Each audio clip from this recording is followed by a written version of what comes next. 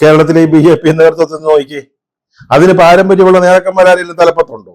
President ഞാൻ നേരത്തെ പറഞ്ഞ പോലെ ബാക്ക്ഡോർ എൻട്രിയാ, വേറെ റൂട്ടിലൂടെ കടന്നു വന്നതാ. അല്ലാതെ RSS പശ്ചാത്തലമോ ഹിന്ദുത്വയുടെ പാരമ്പര്യമൊന്നും അദ്ദേഹത്തിനില്ല.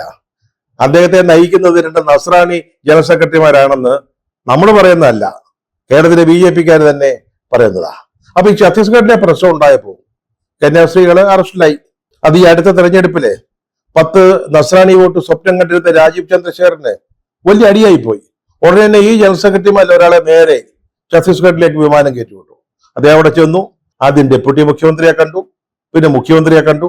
അപ്പൊ ഡെപ്യൂട്ടി മുഖ്യമന്ത്രിയെ കണ്ടപ്പോൾ അദ്ദേഹം പറഞ്ഞു, ഞങ്ങൾ പണ്ടേ വലിയ ഗുലാനാണെന്ന്, ഞങ്ങൾ ഡൽഹിയിലായിരിക്കുമ്പോഴേ ബെടാ ദോസ്തുക്കളായിരുന്നു എന്ന് പറഞ്ഞു.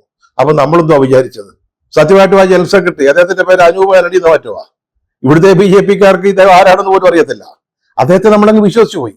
ദോസ്തല്ലേ, ഗുലാനല്ലേ. അപ്പൊ ഈ ജാമ്യാപേക്ഷയെ അവർ എതിർക്കുകയല്ല, സർക്കാർ എതിർക്കുകയല്ലെന്നാ വിചാരിച്ചത്. പാവത്തുങ്ങളെ കന്യാസ്ത്രീകൾക്ക് ജാമ്യം കിട്ടുമെന്ന് വിചാരിച്ചു. പക്ഷെ അവരെതിർത്തു, ജാമ്യം കിട്ടിയില്ല. ജയിലഴികളില് അവർ തുടരുക.